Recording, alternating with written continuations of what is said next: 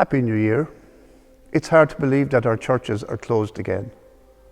Hopefully, with a concerted effort from all of us and with the vaccine underway, we will see an end to the virus soon. Looking back on the past year, no one expected the year to turn out as it did, but 2020 has offered us a new perspective on everything we have taken for granted for so long. We have seen evidence of God's goodness shining through in all aspects of parish life. I have been particularly overwhelmed by the kindness of everyone who volunteers in any way in our varying ministries in the parish. There have been some we haven't seen for a while due to the government restrictions, such as our beautiful choirs, our mass servers, Sunday school leaders, those who organise our bingo and evergreens, and those who come to our parish centre every week to count the collections. We really have missed you all and look forward to seeing you again soon. I particularly want to thank all the staff and volunteers who have worked so hard to keep the parish going and to ensure that all our masses and services have been so spiritual. I have been receiving messages from people in our parish and from around the world expressing their thanks and amazement for all the work and saying how much they appreciate being able to connect with us as a parish. None of this would happen without the support and hard work of our two sacristans, Catherine Ryan in St. Clair's and Vera Bulger in Holy Cross, and their teams of helpers. Their support and tolerance for all the changes that has had to take place over the past 9 months in order for us to meet the government guidelines has been tremendous. Although they work quietly in the background, we would not have been able to carry on without their support and that of our singers, musicians, Eucharistic ministers, readers, flower arrangers, slide, webcam and Facebook operators, and of course our wonderful new ministers, our COVID-19 team of stewards and sanitizers.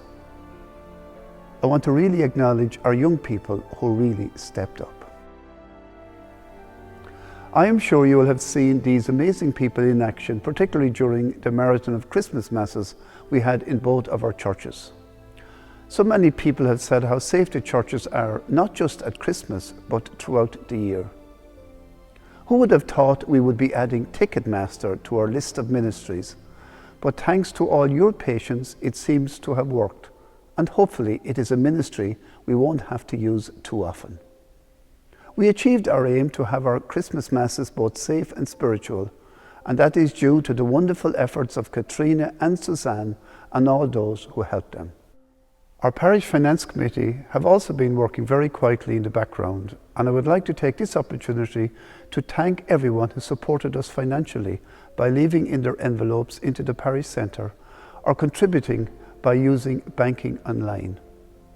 Our parish bingo is one of the main sources of income in the parish, and with it closed and limited capacity at our masses, I was worried that the parish may have faced difficulties, but I have been overwhelmed by the support we have received. Thank you, everyone. I would also like to tell you about the tremendous work of our Reach Out ministries. We have our 2 community employment schemes. These are run by 2 volunteer sponsoring committees as well as our supervisors, and look after nearly 70 people who are employed around all areas of our local community. We also have our 2 parish community centres and our swimming pool, which benefit our parish community greatly. We are so thankful for the work that St. Vincent de Paul, St. Clair's Hospitality and St. Felix House do on our behalf. These are tremendous examples of care and compassion for those in need and truly live up to our parish mission statement of caring.